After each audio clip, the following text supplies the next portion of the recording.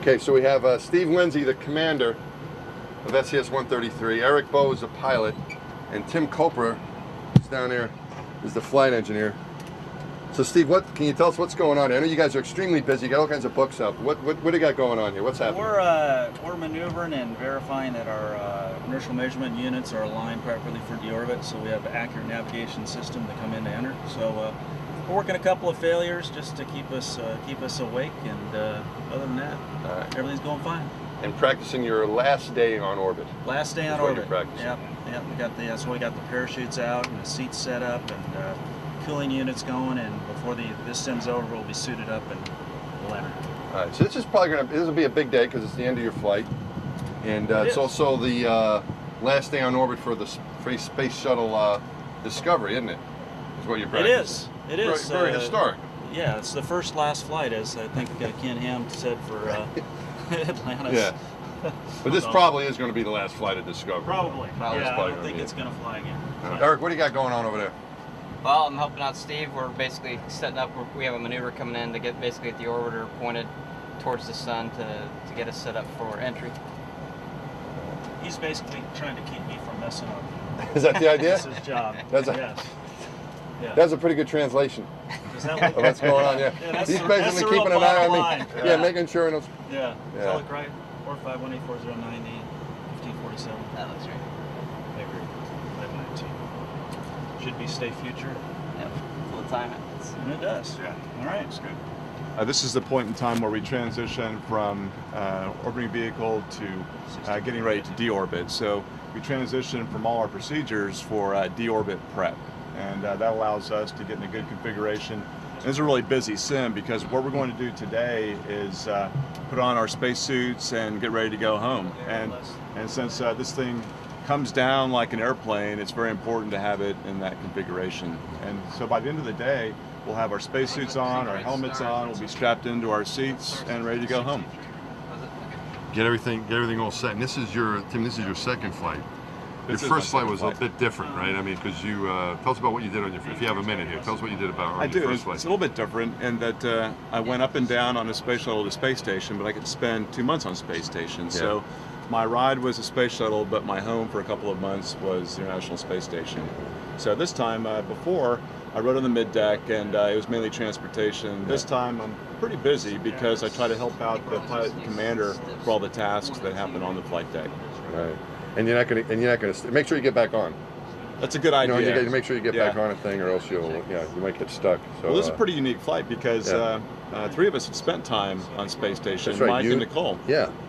We weren't all together though, right? Mike and Nicole were though, weren't they? Weren't they up together or no? Actually, I arrived and Mike was there, and then Nicole came up and we swapped. So all 3 of us had spent time together on space station. That's pretty cool. It is very cool. That's right. I didn't realize that. That's very cool. But now you get to go back together and come back. So what vehicle did you go up and come back on before? So I went up on Endeavor and I came home on Discovery. So this will be my second. Your second ride on Discovery.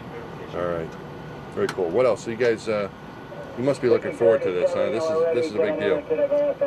It's a very big deal. We have a couple of spacewalks that we're preparing for, lots of robotics, so we're gainfully employed. Yeah.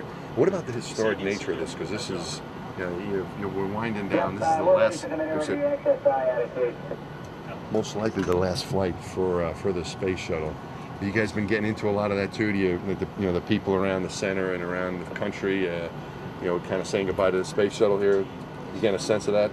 I think the main thing for us is that we have tremendous respect for all the people that have worked so hard to make the Space Shuttle program successful. This vehicle has done tremendous things, and we have a very visible job, but there are tens of thousands of people that have done just tremendous work to make this happen, and we're very proud of them, and we're very thankful for their great work. Cool. Did you sleep in those things? It looked like you just got out of you're in your pajamas. Well, this is Did he just wake up? What? No, you're in your So you've got your thermal. Actually, they're fancier than what I remember. These were the new ones. We were going to get these. Now we're not getting them. Or they're just teasing you? Yeah. They said that they don't want to pay to change the drawing. That little part of the drawing goes from says from black underwear to blue underwear. You think I'm joking? I'm serious about this. Because it's a change of color? Yeah. So we're going back to the old blue ones. All right, so this is just a tease. This is a tease. This tells us, here's what you're not going to get to wear on orbit. All right, so now you got that on, and you're gonna get your what are you gonna wear beside that? You're gonna wear any speed breeches or anything? You're gonna wear a G suit? G suit. You're gonna put a the G big suit orange on. pressure suit. Right. Yeah, helmet, get it looked gloves. up. Get ready to come home. But you're not gonna put that on right now. No, it'll be You're hours just getting later. yourself ready. It looks cool, but it's not very comfortable. All right. You're MS1 on this one? MS1 going up, and I'll be on the mid deck. So that means when you launch, you're going to be on the flight deck. On the flight deck, on the and far when you right side. when you land, you're going to be down here with Mike. Not here with Mike. Yes. So I'm guessing then Nicole Stott, who's now will right over swap, there. and she'll be MS1 you, for so entry. you want to introduce the crew, right? There's Nicole. Nicole is she's going to be sitting up there for entry and down on the mid deck.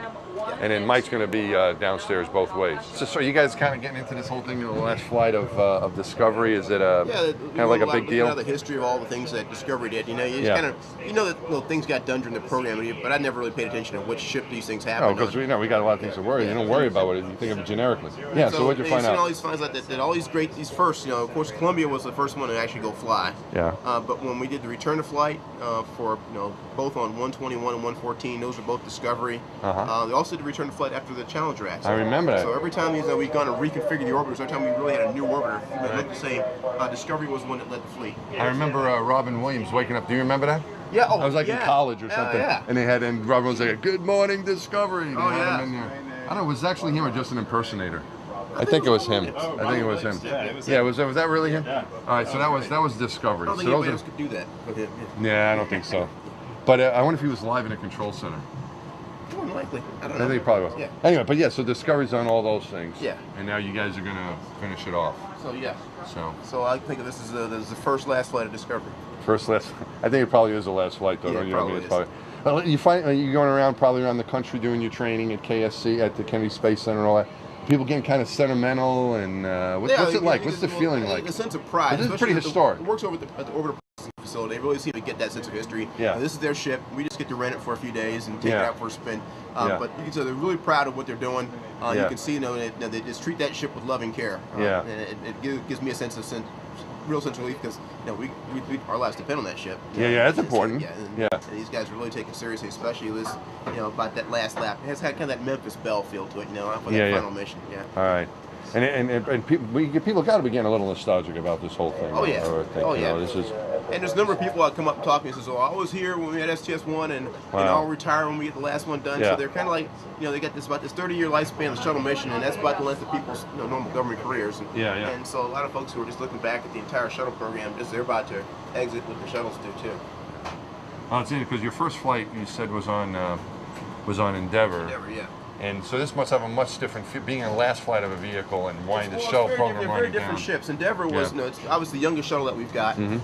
When I flew it on STS-118, it was the first time it had flown since before the Columbia accident, and it had been completely reprocessed in depot. So it literally had that new car smell to it when you get in there. Everything was all brand new and overhauled. They had brand new instruments in it. How long did that last after you guys got inside? About 2 hours into flight, they it turns into a frat house. Yeah, exactly. But you get on Discovery, and Discovery's it's got all kinds of wear marks and buff marks. It looks like it's been around the world a few times. Yeah, it's that kind of worn-in feel to it, more so than Endeavour. Yeah, That's very great. different ships. I'm sure you guys are going to take good care of it, and we look forward to watching you guys. Nicole, you changed your clothes. I did. So you've I'm got the very fancy ninja now, underwear very on. ninja. It's Yeah. like a pajama party. It is. It's very much slumber party. Yeah, very nice. isn't it? What were you doing? You were checking something off before we interrupted you. I was What are you checking. doing? This is Mike's very nice card for what we're going to be doing for deorbit activities. So you lose that and you're in a lot of trouble. Yeah, You gotta I think say, we have Houston, 4 of them though, just Houston, in, we just lost in the case. card, we can't come home. Just in I think case. that's what you're going to be saying.